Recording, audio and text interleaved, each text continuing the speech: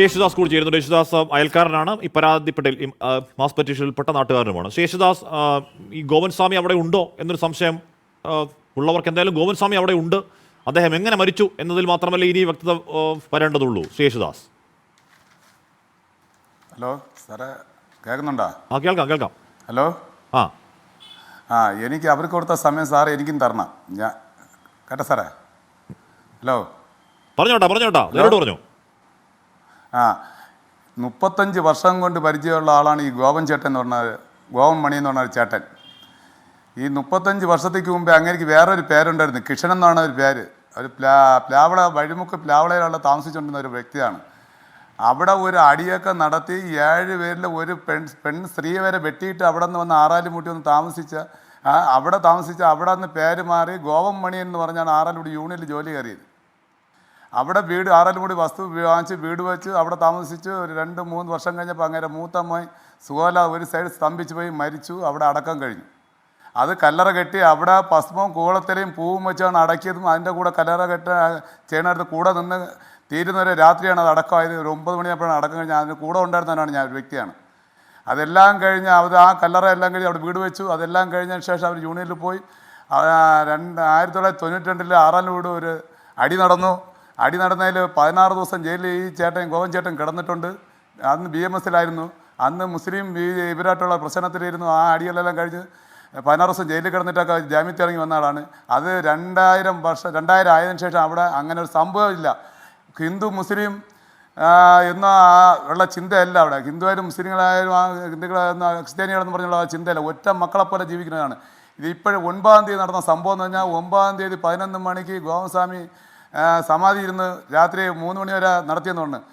1 വർഷം കൊണ്ട് ഒരു കിടക്കുന്ന രോഗി എങ്ങനെ സമാധി ചെന്നിരുന്നു? സമാധി കെട്ടണമെങ്കിൽ ഒരു 4 അടി വീതി 4 അടി താഴ്ചയിൽ കെട്ടി അവിടെ ഇരുത്തി അതെല്ലാം റെഡിയാക്കി എടുത്ത് മുകളിൽ സ്ലാബ് ഉണ്ടാക്കി എല്ലാം വച്ചിട്ടാണ് സമാധി പോയിരിക്കുന്നത്. ഇത് സമാധി അല്ല.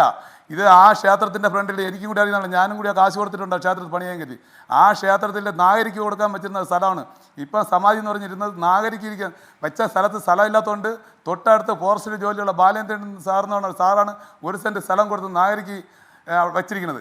ഇവിടെ അതല്ല ഇവർ ചെയ്തിട്ടുള്ളതെന്ന് വെച്ചാൽ രാജസേനം പറയണമെന്ന് പറഞ്ഞാൽ അച്ഛൻ 2 കരിക്ക് ജപിച്ച് കുടിച്ചു വന്നു. തിരിച്ച് വീട്ടിൽ വന്ന് അത് കഴിഞ്ഞപ്പോൾ കഞ്ഞി കുടിച്ചു. അത് കഴിഞ്ഞിട്ട് BP ഷുഗറിൻ്റെ ഗുളിക കഴിച്ചു. ചെന്ന് സമാധിയായിട്ടിരുന്നെന്ന്.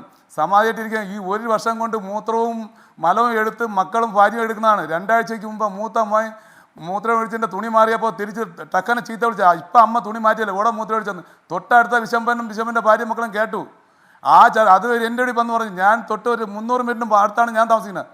എനിക്കൊരു സ്വന്തം ചേട്ടൻ പറയണം. ആ മക്കൾ നോക്കാത്തായിരുന്ന ഈ അച്ഛനെ ഇങ്ങനെ കഴിഞ്ഞ് സമാധിയിരുന്നതാണ്. മൂത്തമ്മ ഒരു വേറെ മൊഴി കൊടുക്കുന്നു. അച്ഛൻ വീട്ടിൽ സമാധിയായിട്ട് ചമ്മണം കൂട്ടിയിരുന്നു, കൈ പൊക്കി വെച്ചിരുന്നു. അത് കഴിഞ്ഞിട്ട് അമ്മ സരോനി ചേച്ചി പറയുന്നു, ഞാൻ ചെന്ന് നോക്കിയപ്പോൾ നെഞ്ച് ഇടിക്കുന്നു, തേളയിടിക്കുന്നു. ഇത് ആര് പറയണം വിശ്വസിക്കാം? ഞങ്ങളിവിടെ ഈ 10-ാം തീയതി നോക്കിയപ്പോൾ രാവിലെ ഞാൻ കടവറക്കാനായിട്ട് റോഡിൽ പോയപ്പോൾ ആറാലുമുട്ടി പോയപ്പോൾ പോസ്റ്ററില്ല. തിരിച്ച് 7 മണിക്ക് തിരിച്ച് കടയിൽ നിന്ന് വീട്ടിൽ വന്ന് നോക്കാനായിട്ട് വന്നപ്പോഴാണ് ഒരു പോസ്റ്റർ ഒട്ടിച്ചിരിക്കുന്നത്, ഗോവൻ സ്വാമി സമാധിയായി എന്ന്. അത് എങ്ങനെ വിശ്വസിക്കാൻ നോക്കും? ഈ മരിച്ചവൻ തൊട്ടടുത്ത് താമസിക്കുന്ന ഞങ്ങളെ 4-5 വീട്ടുകാർ അറിയിച്ചോ? എങ്കിൽ ഞങ്ങൾ അങ്ങേക്ക് ഈ കല്ലറ പേട്ടിക്ക് സമാധി വിളിക്കാൻ ഞങ്ങൾ അനുവദിക്കില്ലല്ലോ. തിരിച്ച് വാർഡും പറഞ്ഞ് അറിയിച്ചില്ല. അല്ലെങ്കിൽ ഒരു ഡോക്ടറെ കൊണ്ടുവന്ന് അത് പരിശോധിച്ചാൽ ഇത് ഒന്നും ചെയ്തില്ല. ഈ 2 മക്കളും അമ്മയും മരുമോളും കൂടി ചെന്ന് മരിച്ച് സമാധി ഇരുന്നവന്ന് എഴിച്ച് നടക്കാൻ പോകാൻ ബാത്റൂമിൽ പോകാത്ത ഒരു മനുഷ്യൻ എങ്ങനെ ഈ തൊട്ടടുത്ത് ഒരു 10 മീറ്ററിന് അപ്പുറത്ത് നിന്ന് അമ്പലത്തിൽ നിന്ന് കരിക്ക് ജപിച്ച് കുടിച്ചെന്ന് ഈ രാജസ്ഥാൻ എന്ന് പറഞ്ഞ ഒരു മോൻ പറയണത് വിശ്വസിക്കാൻ നോക്കോ? കഞ്ഞി കുടിച്ചെന്ന് പറഞ്ഞ് വിശ്വസിക്കാൻ നോക്കുമോ? പറ്റൂല. BP സമാധി ഇരിക്കാൻ പോണ ഒരാൾ BP ഷുഗറിൻ്റെ ഗുളിക വാങ്ങിച്ച് കഴിച്ചുകൊണ്ട് ചെന്നിരിക്കാൻ പറ്റുമോ? പറ്റൂല. ഇതെല്ലാം പറഞ്ഞ പച്ചക്കള. ഞങ്ങൾ വേറെ പറഞ്ഞിട്ടുള്ളത് കാണാനല്ല. ഇങ്ങനെ മിസ്സിങ് എന്ന് പറഞ്ഞ് നമ്മളിവിടെ വന്ന് പരാതി കൊടുത്തപ്പോഴും പോലീസുകാർ വന്ന് ചാനലുകാർ വന്ന് ഫസ്റ്റിലെ അതിന് മൊഴി ഞാൻ കൊടുക്കുന്നു. ഇത് സംഭവം നമുക്ക് സംശയമുണ്ട് ഞാനെന്നൊക്കെ പറഞ്ഞു വെച്ചിരിക്കുന്നത് കൊടുത്ത് മൊഴി കൊടുത്തത് ഞാനാണ്. ഈ സ്റ്റേഷനിൽ വിളിച്ച് പറയാൻ വാർഡ് മെമ്പറെ വിളിച്ച് നാട്ടുകാരെ വിളിച്ച് അറിയിച്ചതിലും ഞാനും വിശംബരനും മുന്നിട്ട് നിന്നാണ് ഇത് ചെയ്തത്. ഈ മിസ്സിങ്ങിന് ആളെ കാണാനെന്ന് പറഞ്ഞ് കൊടുത്തത് ഞങ്ങളാണ്. ഇതെന്നിട്ട് എന്തെങ്കിലും ഒരു അയൽവക്കക്കാരനാണ്, ഒരു 300 മീറ്റർ വ്യത്യാസമല്ലേ ഞാനുള്ളത്. അല്ലെങ്കിൽ എൻ്റെ അടുത്ത് വേറെ എത്ര വീടുകളടുത്തുണ്ട്. അല്ലെങ്കിൽ ഈ തൊട്ടടുത്തിരിക്കുന്ന പുള്ളിക്കാരനെ ഒന്നും അറിയിച്ചിട്ടില്ല, വിശംബരം അറിയിച്ചിട്ടില്ല. ഇത് ആരും അറിയിക്കാതെ ഇവർ സ്വന്തമായിട്ട് സമാധിരുന്നെന്ന് പറഞ്ഞ് ഞാൻ ഒരു ഹിന്ദു വിശ്വാസിയാണ്. ഞാൻ എൻ്റെ 15ാമത്തെ വയസ്സ് തൊട്ട് ഞാൻ ഹിന്ദു മതത്തിൽ വിശ്വസിക്കുന്ന ഒരു വ്യക്തിയാണ്. എനിക്ക് ഇതിൽ ചെയ്യണതിൽ ഞാൻ തമിഴ്നാട്ടിൽ കണ്ടിട്ടുണ്ട് സമാധിയിരിക്കുന്നത്. പക്ഷേ ഇവിടെ ഈ സമാധി എന്ന് പറഞ്ഞത് ചെന്നിരുന്ന ഇരിക്കാൻ പോലും സ്ഥലമില്ലാത്ത ഒരു ആൾത്തറ ഉണ്ടാക്കി, മുമ്പ് ആൾത്തറ ഇരുന്ന ക്ഷേത്രം, പഴയ ക്ഷേത്രം, ഇപ്പരിക്കൽ ക്ഷേത്രമല്ല, പഴയ ക്ഷേത്രത്തിന് വേണ്ടി ആൾത്തറ വെച്ച സ്ഥലമാണത്. ഗോവൻ ചേട്ടൻ വെച്ചതാണ്. രണ്ടാമതാണ് കന്യാകുമാരി ഡിസ്ട്രിക്റ്റിൽ അവിടെ മരുത്തുമല എന്ന് പറഞ്ഞിടത്ത് ആശ്രമം കെട്ടിയത്. ആശ്രമം കെട്ടി അവിടെ ചെന്ന് ഇരുന്നിട്ട് ഇവരെല്ലാം ഇരുന്നിട്ട് അവിടെ നിന്ന് ഒരു പൊന്നുസ്വാമി എന്ന് പറഞ്ഞ ആളിന് വിറ്റു. അവിടെ നിന്ന് കിട്ടിയ പൈസയും നാട്ടുകാരുടെ പൈസയും കൂടി വാങ്ങിച്ചു കൊടുക്കുകയാണ് ഈ ക്ഷേത്രം പണിത്. ചെയ്തെല്ലാം പൂർത്തിയായില്ല. എന്നിട്ട് ഇനി ചുറ്റും ഒരുപാട് പണിയാൻ നടക്കുന്നു. അതിനിടയ്ക്ക് 2016 പ്രതിഷ്ഠ വെച്ചു. അപ്പോഴും ഗോവൻ ചേട്ടന് നല്ല ആംബിയറും കഴിവും ഉണ്ടായിരുന്നു. ഒരു 1.5 വർഷം വരെ നാട്ടുകാരെ വെച്ച് നടത്തി എല്ലാം ചെയ്തു. ആ ക്ഷേത്രത്തിൽ വരാൻ ഒരു വഴി പോലും ഇല്ലായിരുന്നു. ഒരു ബാബു പോലീസ് എന്ന് പറഞ്ഞ ഒരാളെ സ്ഥലം വിട്ടു. തൊട്ടടുത്ത് വഴിമുക്കി എന്ന് പറഞ്ഞാൽ ഒരു മുസ്ലിമിൻ്റെ സ്ഥലം വിട്ടുകൊടുത്തു, റോഡിന് കോവിലേക്ക് പോട്ടെന്ന് പറഞ്ഞ്. തൊട്ടടുത്ത് ബാലേന്ദ്രൻ, ഈ ബാബു പോലീസുകാരൻ്റെ സ്വന്തം അളിയൻ, ഭാര്യയുടെ സഹോദരൻ, 1 സെൻറ്റ് സ്ഥലം നാഗരിക്ക് വേണ്ടി അത് വിട്ടുകൊടുത്ത്. മുനിസിപ്പാലിറ്റി ചെയർമാൻ SS ജയകുമാർ അടുത്ത കണ്ടം അത് വയലിൽ അവർ റോഡ് കോവിലേക്ക് പോകാൻ വിട്ടുകൊടുത്ത്.